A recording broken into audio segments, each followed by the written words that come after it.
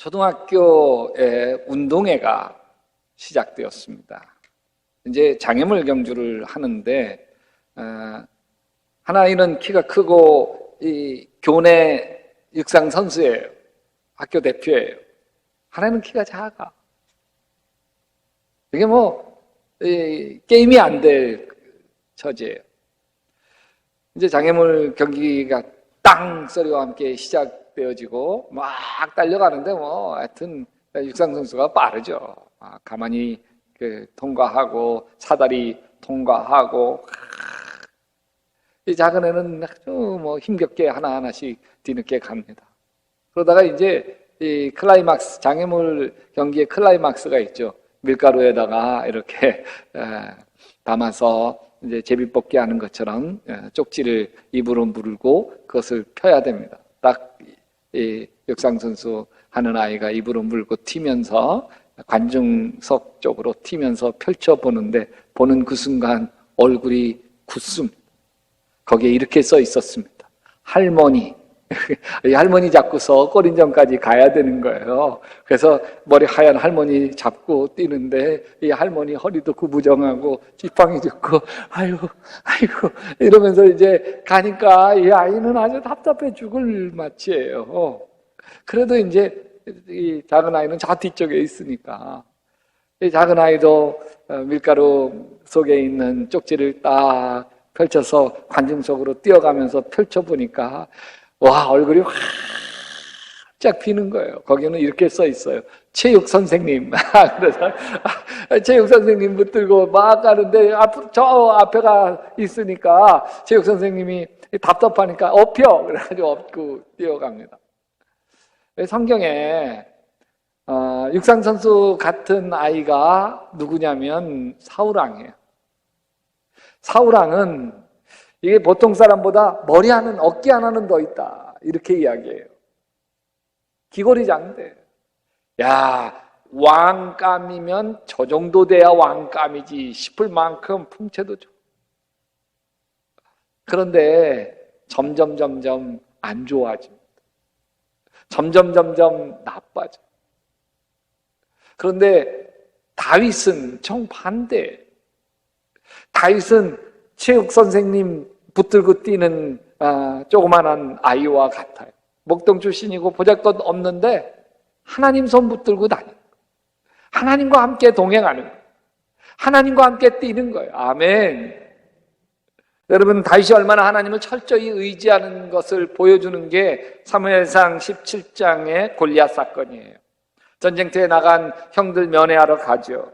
거기에서 골리앗이 이스라엘 군대를 모욕하는 걸 보면서 못 견디겠는 거예요. 하나님의 군대를 저 할례도 받지 않은 게 모욕해? 자기가 저놈하고 싸우겠다고 나서니까 큰 형 엘리압이 이런 버르장머리 없는 놈, 여기 전쟁터가 장난치는 줄 알아? 빨리 집에 꺼져! 그래도 굴하지 않고 사울왕 앞에 갑니다. 사울왕도 어린 내가 어찌 저 큰 골리앗을 상대할 수 있겠냐.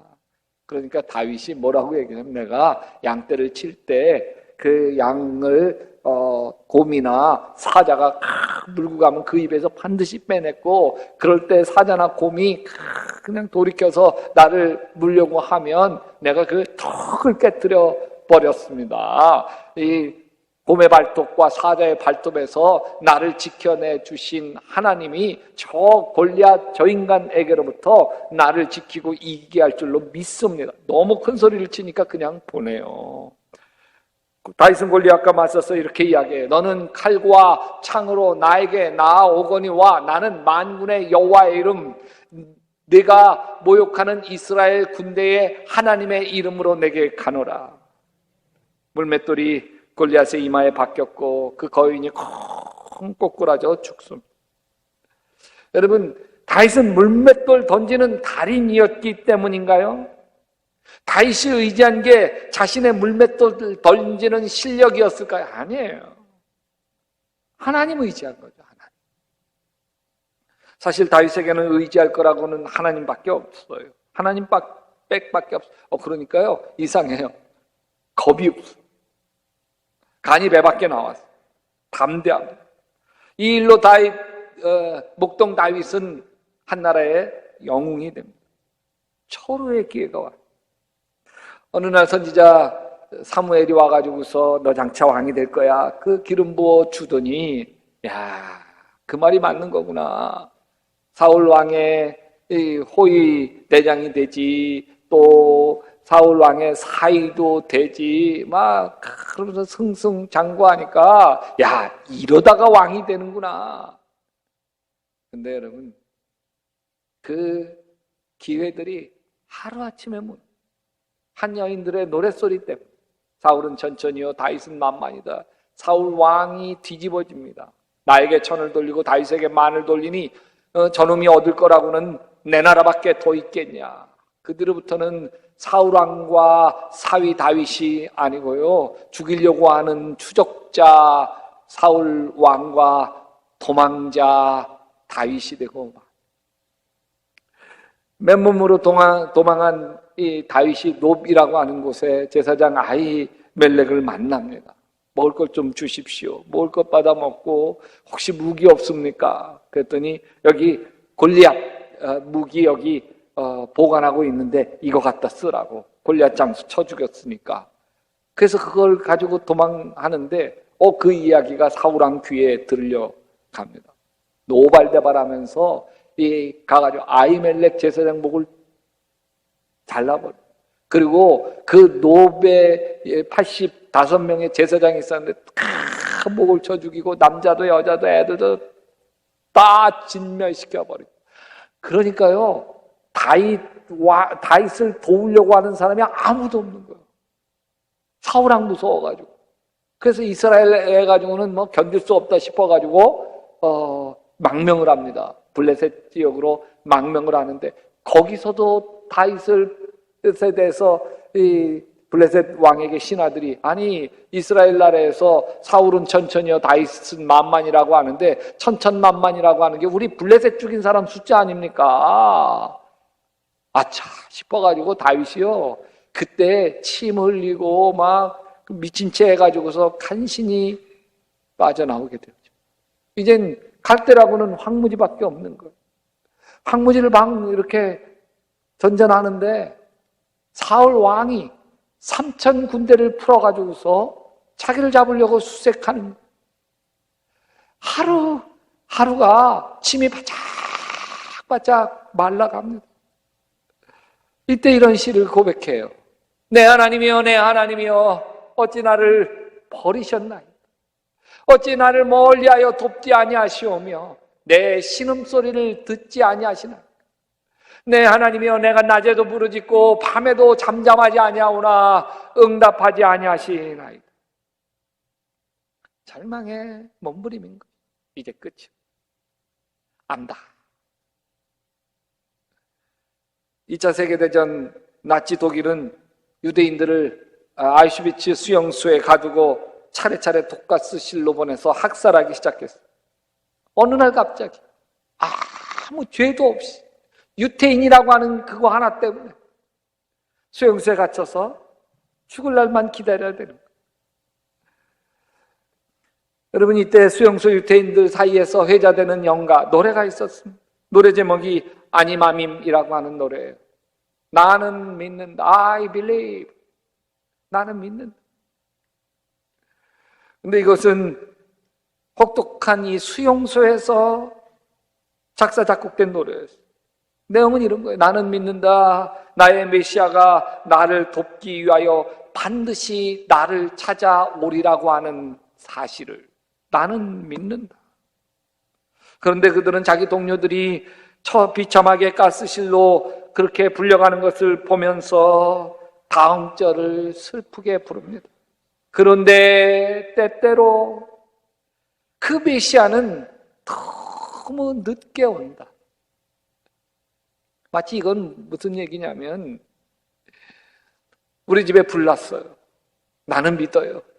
불자동차, 소방차가 와서 불 꺼줄 거를 나는 믿어요. 그런데 너무너무 늦게 왔어요. 다 타버린 뒤에 온 거예요. 그런 뜻이 담겨 있어요. 그러니 얼마나 슬픈 노래예요. 절망의 그림자가 배어있는 노래입니다. 그러나 수용소 안에 있던 젊은 외과 의사가 하나 있었는데 이 노래 부르기를 거절했어. 절망의 그림자가 싫었어. 그는 다윗이 절망했을 때 불렀던 시편 139편을 외우기 시작했어. 내가 하늘에 올라갈지라도 거기 계시며 수월, 지옥, 그 고통의 자리에 내 자리를 펼지라도 거기 계시니이다. 내가 새벽 날개를 치며 바다 끝에 가서 거주할지라도 거기서도 주의 손이 나를 인도하시며 주의 오른손이 나를 붙드시리이다. 그는 자신의 삶에 대한 하나님의 뜻이 있기 때문에 절대로 죽지 않는다는 확신을 믿음으로 고백했어요. 그래서 가스실로 데려갈지 모르는 그런 절망적인 상황 안에서도 자신의 추한 모습을 다듬기 시작했습니다. 다른 동료들은 죽음을 체념한 듯 받아들여 깊이 잠든 밤 중에도 홀로 일어나 우연히 줍게 된 유리 조각이 있었는데 그 유리 조각 가지고서 그걸 갈아서 자기의 수염을 깎기 시작했습니다. 죽을 때 죽더라도 절망에 포로되어서 죽고 싶지 않았어. 마지막까지 믿음 붙들고 희망에 사로잡혀 살고 싶었어. 그 다음날 아침 또다시 죽음의 사자처럼 나치 군병들이 그들의 방을 찾아옵니다. 그런데 나치 군병들은 수염 하나 없는 창백한 청년의 모습을 보고는 차마 그를 죽음의 가스실로 데려가지 못하고 매번 다른 사람을 데리고 갑니다. 왜냐하면 깨끗한 이 청년의 모습에서 삶의 강렬한 의지가 보여서 죽이기에는 너무 아까웠기 때문에. 얼마 지나지 않아 전쟁이 끝나고 결국 살아서 풀려나게 됩니다. 활짝 열려있는 수용소 문을 빠져나오면서 이 아니마밈 노래를 이렇게 고쳐 부릅니다. 나는 믿는다. 나의 메시아가 나를 돕기 위하여 반드시 나를 찾아오리라고 나는 믿는다. 그런데 사람들은 너무 서두른다. 사람들은 너무 서둘러서 믿음을 포기한다. 그는 전쟁이 끝나 스웨덴으로 가서 병원을 개업합니다. 그리고 해마다 6월절이 되면 친척을 불러놓고 이 가정만은 전혀 다른 의미의 아니마밈 연가를 부릅니다. 그 후에 그의 일기가 세상에 공개되었는데 일기 속에 이런 글귀가 쓰여 있습니다. 고통 속에 죽는 것은 죽음을 택하는 건 가장 쉽고 가장 나태한 방법이다. 죽음은 그렇게 서두를 것이 못 된다. 죽음 앞에서 살아보려고 하는 부활의 의지, 이것이 새로운 창조이다. 우리의 기도가 응답되어지지 않고 우리의 삶이 다 막혀 있을 때 사람들은 하나님을 원망하고 불평합니다. 하나님은 너무 더디오신다고 결론을 내려버립니다. 그러나 이 절망의 한복판에서도 이 젊은 외과 의사처럼 이렇게 노래할 수 있게 되기를 바랍니다. 아닙니다. 그가 늦게 오시는 게 아니라 우리가 너무 서두르고 있을 뿐입니다. 절망의 황무지에 숨어있던 다윗에게 기회가 왔습니다. 다윗 일행이 사울왕 군대의 수색을 피해 동굴에 숨었는데 사울왕이 갑자기 뒤가 급하니까 동굴을 찾았는데 마침 그 동굴이에요. 저 안쪽에 다윗 일행이 있는 거예요. 부하가 이렇게 말합니다. 사무엘상 24장 4절이에요. 드디어 주님께서 대장님에게 약속하신 바로 그날이 왔습니다. 하나님이 내가 너의 원수를 너의 손에 넘겨줄 것이니 네 마음대로 그를 처치하여라 하신 바로 그날이 되었습니다. 지금입니다. 누가 봐도 하나님이 주신 절호의 기회처럼 보였습니다. 사랑에 조여오는 포위망에서 빠져나올 수 있는 절호의 찬스죠. 이제 더 이상 광야에서 숨지겨 도망다니지 않아도 돼요. 사울왕의 목숨이 이제 다윗의 손 아귀 안에 있는 거죠. 근데 다윗은 볼일 보고 있는 사울왕의 옷자락만 살짝 베고 막 사울왕은 아무것도 모른 채 볼일 보고 시원하게 동굴을 빠져나가. 난리가 난 건 부하였습니다. 다윗 장군님 지금 뭐 하시는 겁니까? 다 잡은 사울왕을 왜 이렇게 아무 일 없던 것처럼 그냥 가게 하십니까? 이렇게 우유부단하십니까? 저는 이때가 다윗에게 가장 큰 시험되었다고 봅니다. 다윗이라고 왜 모르겠어? 이 기회 놓치면 평생 후회할 수도 있다는 거. 오히려 자기가 사울왕에게 잡혀서 처형되어질 때, 그때 왜 그때 그냥 보냈었을까? 그런 생각 왜 안 했겠어? 근데 다윗은 흥분한 부하들을 이렇게 타이름. 사무엘상 24장 6절에 내가 감히 손을 들어 주님께서 기름 부어 세운 우리의 임금님을 치겠느냐? 하나님이 내가 그런 일을 하지 못하도록 나를 막아주시기를 바랍니다. 왜? 사울왕은 하나님이 기름 부어 세우신 분이기 때문이다. 큰 시험을 이긴 거. 이거는 마치 아브라함에게 독자 이삭을 바치라고, 번제로 바치라고 한 하나님 말씀에 순종할 때, 그때 비로소 아브라함이 믿음의 초상이 된 것처럼 이때가 비로소 다윗이 하나님 마음에 합한 자가 돼. 이런 기회가 한 번 더 있어요. 사울왕이 다시 군대를 거느리고 광야에 숨어있는 다윗을 추적합니다. 밤이 되어 진을 치고 잠들어 있을 때에 다윗이 부하 아비새에게 너 나랑 같이 갈래? 둘이 그 생명을 무릅쓰고 사울 막사까지 잠입하는데 성공합니다. 아비새가 흥분해가지고 자청을 합니다. 하나님이 오늘 이 원수를 장군님 손에 넘겨주었습니다. 내가 그를 당장 창으로 찔러 땅바닥에 박아놓겠습니다. 두 번 찌를 것도 없습니다. 그러나 다윗이 아비새에게 타이릅니다. 죽여서는 안 돼. 누구든지 하나님께서 기름 부어 세운 자를 죽였다가는 벌을 면치 못해. 그러면 못하러 목숨 걸고 여기까지 왔어. 못하러 여기까지 왔어요. 못하러. 사울왕 잘 자고 있나 안 자고 있나 구경하러 왔어요. 생명 걸고. 여러분, 다윗은 눈에 보이는 절호의 찬스를 포기합니다. 도망자 신세를 끝낼 수 있는 기회를 포기합니다. 기회를 포기한 것 때문에 지금 광야를 더 떠돌아야 되고, 더 도망 다녀야 되고, 더 죽을 고비를 넘겨야만 합니다. 그런데 이때 진실로 하나님만을 의지합니다. 사무엘상 26장 10절에 주님께서 사울을 치시든지 죽는 날이 되어 죽든지 또는 전쟁터에 나갔다가 죽든지 할 거다. 뭐예요? 하나님 살아계셔서 하나님이 하실 거라고 믿는 거예요. 하나님이 하시도록 맡긴 거예요. 내 기회는 버렸지만 하나님에게 기회를 드린 거예요. 결국 다윗의 믿음대로 됐어요. 블레셋 전쟁터에서 사울왕도 왕자도 다 전사하고 말고요, 누구 하나 적 없이 다윗은 화려하게 이스라엘 왕으로 등극합니다. 꿈이 이루어져요. 기회가 온 거예요. 이에 이스라엘의 모든 장로가 헤브론에 있는 왕에게로 나아가니 헤브론에서 다윗이 그들과 다윗 앞에, 여호와 앞에 언약을 맺으며 그들이 다윗에게 기름 부어 이스라엘 왕으로 삼으니 여호와께서 사무엘을 통하여 전하신 말씀대로 되었더라. 아멘.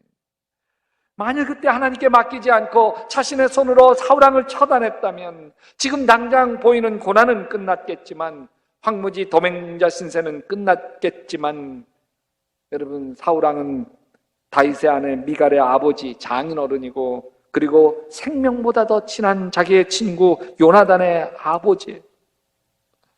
사울왕을 죽였더라면 다윗은 친구 요나단과 철천지 원수가 돼서 다윗은 유다 나라를, 요나단은 이스라엘 나라를, 그러면서 두 나라가 끊임없이 격돌하고 말았어요. 아내와 등지고 친구와 적이 되면서 왕이 된들 뭐하겠어. 다윗이 본 게 있어. 사울왕이 악한 영에 시달리며 불면증에 괴로워했던 것을 눈으로 보았어요. 하나님 없이 왕이 된다는 게 결코 행복하지 않은 걸 본 거예요. 오히려 하나님과 함께하는 목동 생활이 훨씬 더 행복한 걸 자기가 본 거예요.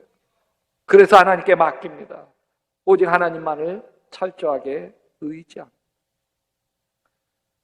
근데 여러분, 하나님을 의지할 때 하나님이 사람을 붙여주세요. 하나님을 의지하면 사람이 붙어요. 왜 그런 줄 아세요? 하나님을 의지하는 사람에겐 뭐가 안 보이냐면 사심이 안 보여요. 사심. 사울왕과 군대를 피해 도망 다닐 때 다윗이 사울왕 죽일 수 있는 두 번의 기회에 포기하죠. 부하들은 얼마나 실망했겠어. 얼마나 우유부단해. 하나님이 기름 부은 자는 내가 어찌할 수 없다 그러면서 그러는 거 상식적으로 이해가 안 가요. 이 다윗 쫓아다니다가는 평생 광야 못 벗어나. 근데 이때 부하들은 사심 없는 다윗을 본 거예요. 사심이 없으니까 사람이 붙는 거 아니, 사심이 없으니까 하나님이 사람을 붙여주시는 거죠. 여러분에게 보내주신 하나님의 사람은 누굽니까? 저는 가족이죠. 또 교인들이에요. 함께 사역하는 사역자들이죠. 하나님이 보내주신 사람들을 소중하게 여길 수 있게 되시기를 바랍니다. 근데 여러분, 다윗을 가장 괴롭혔던 사울왕도 사실 하나님이 보내주신 사람이라는 거 아십니까? 사울왕이 없었더라면, 사울왕에게 쫓겨서 황무지를 헤매고 다녀야만 했던 고난이 없었더라고 한다면 다윗은요, 하나님 마음에 합한 자가 되지 못했을 거예요. 쫓겨다닌 광야 생활이 다윗을 하나님 의지하게 만들고 하나님께 엎드려 기도하게 만들고, 그래서 하나님이 대대로 축복해 주시는 하나님의 사람으로 빚어지게 만든 거예요. 그래서 사울왕도 사실 하나님이 다윗에게 보내주신 사람. 여러분, 사울왕의 비극은 뭔지 아세요? 광야가 없어요. 자신을 괴롭히는 사람이 없어요. 도망 다녀야 되는 불행이 없어요. 그래서 하나님만 의지해야 하는 광야가 없는 거예요. 하나님을 의지하지 않아도 자신의 힘으로 왕이 될 수 있었고 전쟁할 수 있었어요. 광야가 없는 사울왕은 결국 버림받습니다. 또 여러분에게 하나님이 보내주신 사울왕은 누군가요? 나를 아프게 한 모든 사람들이 다 내 인생의 사울왕이죠. 내 인생 광야가 되게 한 사람이 사울왕이죠. 왜 내가 이 사람하고 엮여가지고서 내가 이렇게 내 삶이 고달파질까? 다 사울왕이에요. 그게 내 배우자인 사람도 있어요. 아프게도.